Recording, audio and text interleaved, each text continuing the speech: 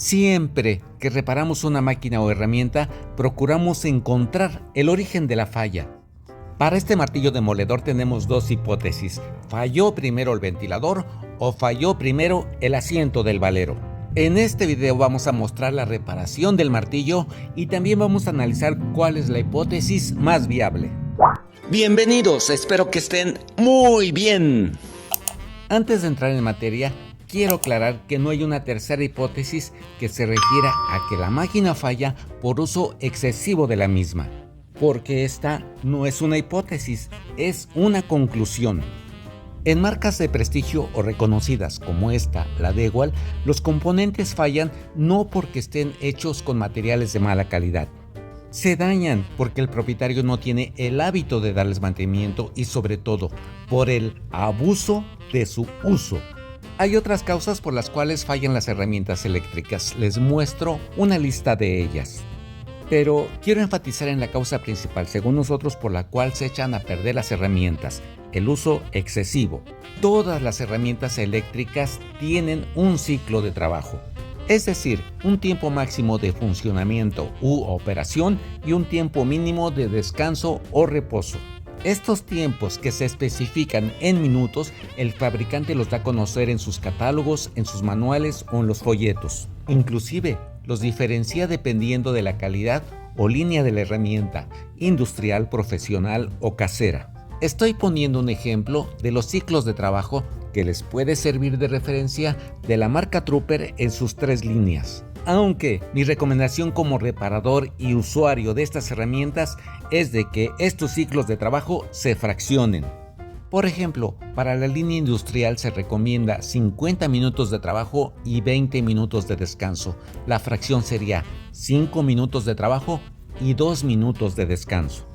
Y en todo caso, si el propietario o el operador no se quiere aprender las fórmulas, que haga uso de su sentido común. Si la herramienta se calienta, va a disminuir su tiempo de vida o lo peor, se va a descomponer.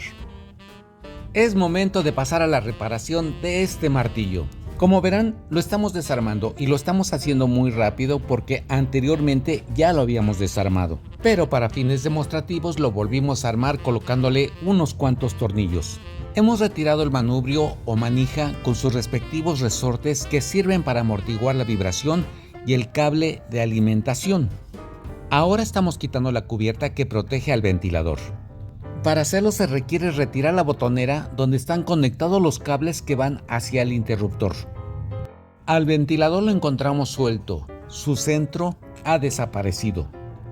Vamos a retirar los cables del portacarbones, portaescobillas o soporte de cepillos, que en esta ocasión es todo de plástico. Quiero comentarles que lo más difícil en la reparación de estas máquinas para nosotros no es desarmarlas o volver a armarlas. Lo más difícil es encontrar sus refacciones. Para este martillo le compramos unas partes a un proveedor y otras partes a otro proveedor. Y el proceso demoró para esta compra aproximadamente 40 días. Pero las pudimos localizar. ¿Y saben por qué? Porque teníamos el modelo y tipo. Y por cierto, este martillo es el modelo D25960-B3 tipo 1. Los engranes los encontramos con poca grasa, pero no había rastros de rebabas ni fracturas. Estaban en buen estado. En los campos detectamos una zona donde la armadura había estado rozando. Cuando ocurre esto, pensamos que son los valeros los que ya tienen daño. El rozamiento fue más intenso en un campo, en el otro era mínimo. Un rodamiento dañado principalmente por falta de grasa es el origen de muchas averías graves en las herramientas. Por ejemplo, que la armadura se queme o que los campos se quemen. Y por supuesto, cuando sean reemplazados, ya sea porque estén dañados o por mantenimiento preventivo, deben de cambiarlos por valeros de buena calidad. La armadura la probamos en el graulero zumbador y no reportó alguna falla. Sin embargo, la vamos a cambiar porque tiene zonas de sobrecalentamiento. La temperatura llegó a tal grado que el cartón en algunas partes desapareció. Y el barniz de los alambres de las bobinas conectadas al colector está carbonizado.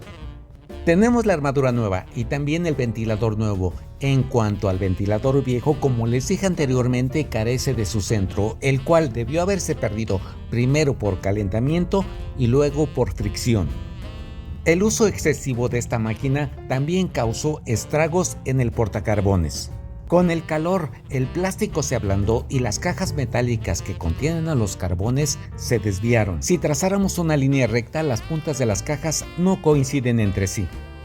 Otra parte que también desapareció fue la caja de goma que aloja al valero. Y por cierto, el rodamiento que encontramos no presentaba falla, giraba libremente y sin holgura. Por lo mismo pensamos que el valero no fue el origen de los daños de este martillo. Debió haber sido la caja de goma del valero o bien el ventilador. Y para nosotros, en nuestra vanidosa opinión, pensamos que el origen del problema fue el ventilador. Tenemos todas las refacciones y más o menos ordenadas las partes de este martillo, así es que por lo tanto vamos a iniciar la reparación. Lo primero que haremos será insertar el valero en el fondo de la caja del motor. Hay que asegurarse que llegue hasta el fondo. Si es necesario, hay que darle unos golpes. Vamos a poner de manera provisional la tapa de los engranes. ¿Por qué de manera provisional? Lo van a ver más adelante. Regresamos a la colocación del valero. Hay que ponerle su seguro externo. Si la ranura para colocar este seguro no es visible, entonces hace falta empujar más hacia el fondo el valero. Enseguida colocamos la esponja de fieltro. Esta es como el jamón del sándwich. Queda en medio entre el valero y el portacarbones. Y hablando del portacarbones, es su turno. Hay que meterlo cuidando de no machucar cables. Tiene una sola posición y son dos cosas las que hay que tener presentes. Que tope, que llegue hasta el fondo, y la otra es que el módulo del interruptor quede correctamente colocado. Antes de meter la armadura dentro de los campos, vamos a preparar el portacarbones. El valero lo metemos en su goma y esta, a su vez, en el fondo del mismo. Por cierto, la goma no la pudimos conseguir original, le vamos a adaptar una similar.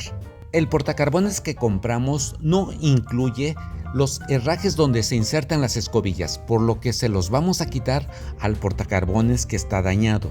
Intentamos sacarlos haciendo palanca con un desarmador, pero no funcionó porque corríamos el riesgo de deformarlos. Con la pistola de calor ablandamos el plástico y esta técnica sí funcionó. Estas partes también se pueden comprar, pero en este caso no tenía sentido porque estaban en buen estado.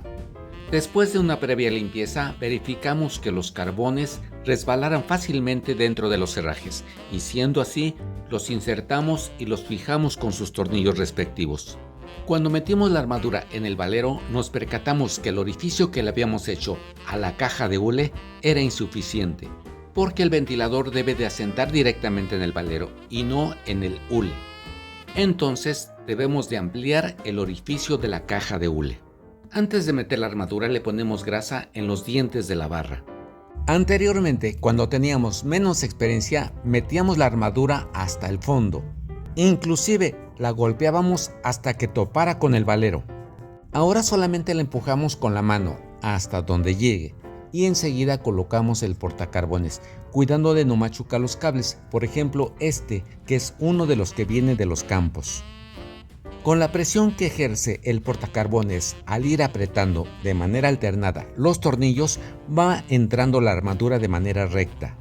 Y también de vez en cuando le damos unos ligeros golpes al centro de la barra de la armadura para que entre y así alternamos apretar tornillos y golpes hasta que la armadura llegue al fondo. Le damos una apretadita a las terminales de los cables que vienen de los campos para que la conexión quede estable. Metemos los cables que vienen del módulo del interruptor por el orificio que tiene el portacarbones. Entre el valero y el ventilador colocamos una rondana metálica para que cuando gire el ventilador no roce con el portacarbones. Después de ello podemos apretarlo y se aprieta de izquierda a derecha. Y ya que andamos por aquí, por curiosidad, vamos a destapar la caja para saber en qué condiciones se encuentra la biela y el cigüeñal. Los encontramos en buenas condiciones, pero carentes de grasa, inclusive no hay salpicaduras de esta en las paredes de la caja. Le hemos puesto aproximadamente 15 mililitros de grasa maquita, Volvemos a cerrar la caja. Son solo 3 tornillos. Ponemos la esponja de fieltro y a esta no le agregamos aceite. A nuestro parecer, esta esponja no sirve de mucho. El aceite que puede contener y le puede proporcionar el mecanismo es muy poco. Ya habíamos puesto la tapa que cubre el ventilador y nos dimos cuenta que en la mesa sobraban esas 2 tapas, las que cubren a los carbones. Se las debimos de poner. Estamos colocando en su lugar los cables que vienen del módulo del interruptor a la botonera. Esta acción es un poco complicada porque los cables deben de pasar por una muesca que está en el fondo de la caja. Con serenidad y paciencia, como dijo el hombre increíble, los logramos pasar y poner la tapa en su lugar. Apretamos los tornillos por tercera ocasión, espero que esta sea la definitiva. Este cable también puede ser una de las causas por las cuales el martillo se dañó, lo vamos a cambiar. Por cierto, si te está gustando mi video, pues dale me gusta o lo mejor de todo, suscríbete a mi canal. Para nosotros es un gusto compartir nuestros conocimientos. Ponemos la tapa de la botonera y por este lado ya quedó, pero nos faltan otros detalles. Uno de ellos es muy importante y regularmente se pasa por alto. Me refiero a este seguro externo, hay que ponérselo a la armadura. Por eso es que habíamos puesto de manera provisional esta tapa y de paso le vamos a dar una engrasada a los engranes. Usamos grasa común, la que sirve para valeros y rodamientos. Si la armadura entró de manera correcta, entonces será visible la ranura en donde se inserta este seguro. La ranura debe de quedar justo en la orilla del valero. Si sobresale es que nos pasamos de empuje en la armadura y si queda ahogada es que nos falta aún meterla más. Colocamos nuevamente el engrane que quitamos para poder meter el seguro y listo, de este lado ya casi está. Vamos a poner la tapa. Seguimos con la instalación de la cubierta del interruptor. Si los cables los acomodamos correctamente, entonces la cubierta va a sentar sin dificultades. Ponemos el manubrio con sus respectivos resortes. Son solamente 2 tornillos y ya nada más nos faltan 3 puntos. El primero, con la supervisión de esta bonita chihuahua, vamos a hacer las pruebas de consumo de energía eléctrica. 11.7 amperes. Y en watts tenemos un consumo máximo de 1356. Ambos resultados están por debajo de lo que especifica la etiqueta de la máquina. Por ejemplo, la etiqueta marca 1600 watts. El segundo punto, la prueba de funcionamiento. Quiebra, rompe, demuele muy bien y lo mejor de todo, no huele a quemado. Le volvimos a atinar. El tercer punto y el más importante, muchas gracias por ver. Hasta el próximo video.